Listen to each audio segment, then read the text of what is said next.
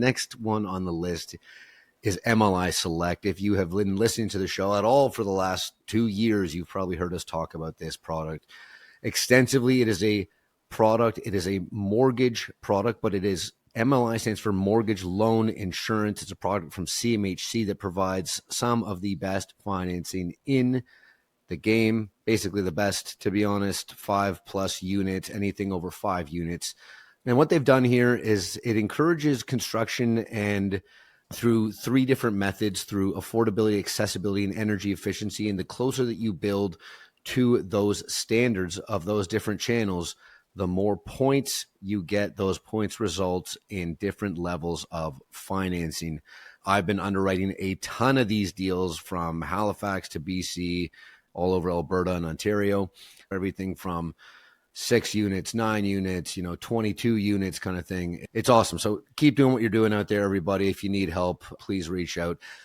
This product offers longer amortization periods, higher loan to value ratios, reduced down payments.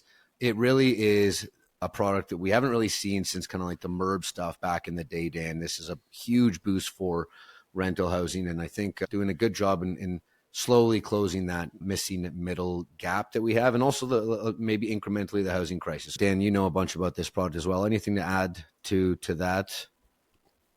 I would just say that it's both the best and the worst in the country. It's the best because it gives you the highest loan to value, the longest amortization, typically the lowest interest rate.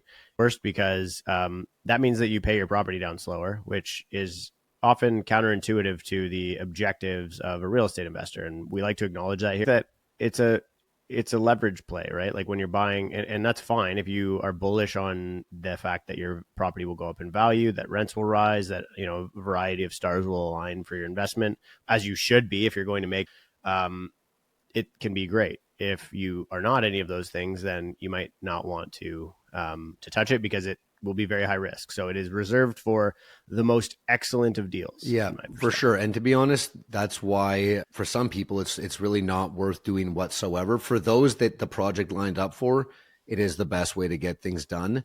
But just with every good thing, Dan, comes a lot of responsibility. And that's why in a lot of cases, we see people not using it or only hitting a certain level of points. Because what you're referring to, Dan, is those really long amortization periods, right? 30, 40, even 50 years.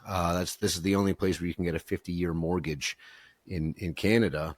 Speaking of amortization. Yeah, you mentioned amortization. Yeah. So it's less common. I think it was very common in 2022 after all those variable rate folks ended up in a tough spot.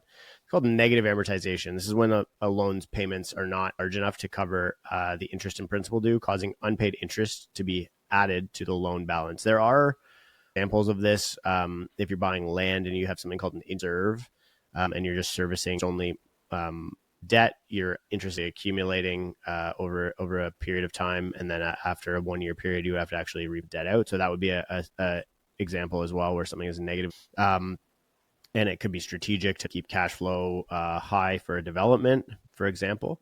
Basically, in the more residential capacity loans, a loan with a negative amortization has monthly payments that are less than the interest due for that period. The portion of the interest that is not paid is added to the original loan balance. So the loan balance is growing, therefore negatively amortizing. Because the total amount owed increases, the interest calculation would be based on a higher balance, compounding the problem. The risk here, obviously, is you're going to owe more money. And where does this happen? It happens in variable rate mortgages. It happens in interest-only mortgages. It happens in subprime mortgages. It can happen to interest reserves.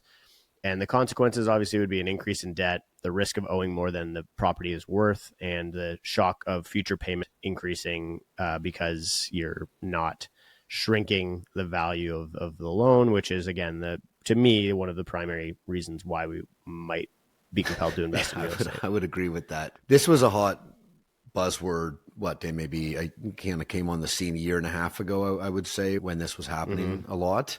And look, this sucks. Obviously, this is like money into the void, right? You're not paying down your principal. You're actually watching everything go in the wrong direction. The years that are supposed to be shrinking are growing. So you do not want negative amortization.